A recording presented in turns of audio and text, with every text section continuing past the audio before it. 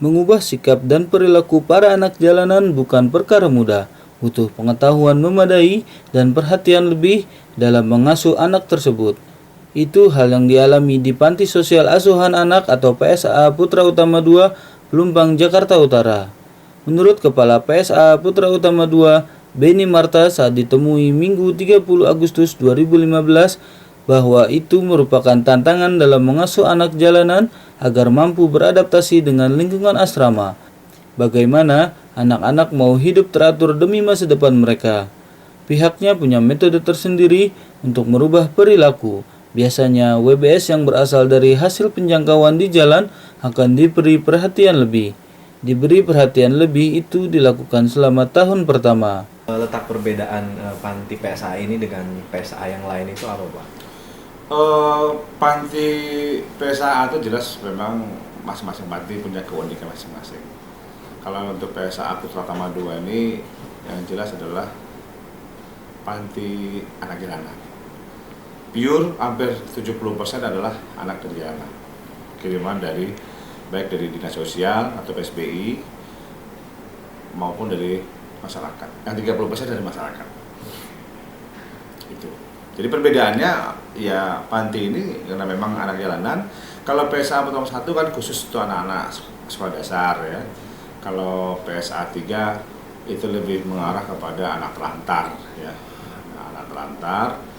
Kalau kita ini anak-anak pure anak jalanan atau anak yang rentan menjadi anak jalanan.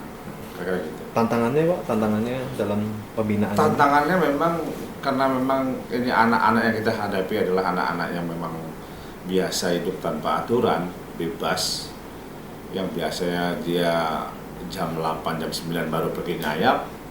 Di sini dia harus istirahat tidur. Subuh biasanya dia baru mau tidur, dia dibangunkan untuk sholat subuh jamaah. Gitu. Untuk panti kita. Memang itu berat untuk merubah sikap dan perilakunya, itu yang cukup tantangan cukup berat. Kalau jumlah WBS di sini ada berapa, Pak? Jumlah WBS di sini ada 120 anak, ya. 65 anak adalah SLTA, 40 anak dari SLTP dan 11 anak ya, 11 anak ya, 11 anak ya, 15 anak dari SD, 15 anak. Kalau selain ini sekolah, kan di sini kan ada sekolah juga, Pak. Ada pembinaannya seperti apa, Pak? Ya, di luar sekolah. Di samping mereka pembinaannya sekolah, ya, juga di sini ada pembinaan seperti pembinaan mental keagamaan. Itu yang tadi sholat 5 waktu berjamaah, biasa subuh dan maghrib itu sudah pasti. Walaupun zuhur, asar juga ada karena anak-anak mungkin belum pernah pulang sekolah. Di samping itu ada pembinaan mental agama juga, salah satunya dengan Mangawis juga ada. Pembinaan kesenian, ada band ya, sama marching band. Kita sebentar lagi insya Allah PSA Putra Utama II memiliki tim marching band PSA Putra Utama II. Insya Allah, mohon doa restunya. Terus ada lagi pembinaan olahraga, ya. Ada futsal, kita punya lapangan futsal, ada volley, ada tenis meja, ada juga bulu tangkis. Cuman memang yang paling banyak minatnya itu anak-anak tuh di futsal sama volley. Tujuan dari itu pembinaan di luar dari sekolah itu apa, Pak? Tujuan itu jelas untuk yang jelas pertama menyehatkan untuk dia, ya, memberikan jaminan keamanan, ya, rasa aman untuk mereka, memberikan empati dan rasa sayang untuk mereka. Jadi anak-anak ini kan biasanya perjalanannya pertama karena kurang perhatian dari orang tua, kurang juga mungkin kasih sayang.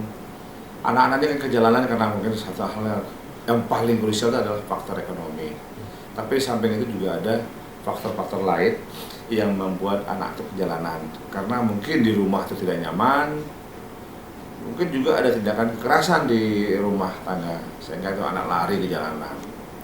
Nah di sini kami harus bisa memberikan perhatian seperti itu, pengganti orang tua. Terus tujuan lagi di samping itu adalah untuk meningkatkan harkat martabat anak-anak itu. Dengan dia bersekolah, dia jelas statusnya bahwa dia anak sekolah, bukan lagi anak jalanan. Itu harus kita hilangkan cap terhadap mereka bahwa mereka bukan anak jalanan, mereka anak negara, anak panti, anak-anaknya bersekolah beraktivitas.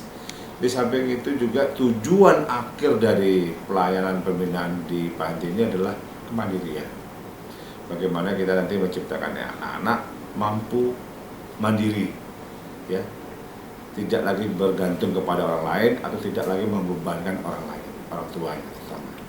Setelah pembinaan dari sini kan ada penyaluran ya Pak. Penyalurannya itu seperti apa? Nah, kemarin kita meluluskan SLTA ada 16 anak, ya. Alhamdulillah kemarin kita sudah membuatkan kontrak kerjasama. Insya Allah tiap tahun dia mau menerima anak-anak ini untuk bekerja dengan PT Circle K. 13 anak kemarin diterima dan sekarang mereka ditempatkan di Circle K yang ada di Bandara Soekarno-Hatta. Alhamdulillah, terima kasih untuk Circle K sudah membantu anak-anak.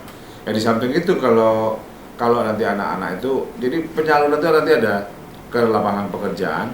Kalau mereka memang belum siap untuk bekerja, mereka bisa kita salurkan ke panti sosial bina remaja Tebet. Di sana kan nanti memberikan pelatihan dan mungkin hanya beberapa bulan di sana atau setahun paling lama, dan mereka akan dimagangkan di perusahaan-perusahaan. Mudah-mudahan mereka bisa dapat terima kerja. Nanti dari hasil pekerjaannya gajinya diterima. Kalau dia mau berkuliah silakan. Kalau yang dikembalikan keluarga itu? Kembalikan keluarga ya, karena memang itu anak minta pulang, terpaksa ya kita kembalikan keluarga. Biasanya juga keluarga itu udah mempersiapkan anak ini, penerimaan anak-anak ini. Jadi sebelum mereka pulang pun kita sudah mengadakan bimbingan lanjut, ya, home visit ke rumah. Bagaimana kalau anak dipulangkan ke rumah?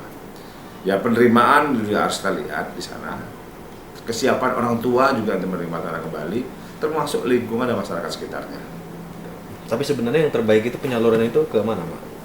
Karena memang tujuannya kemandirian.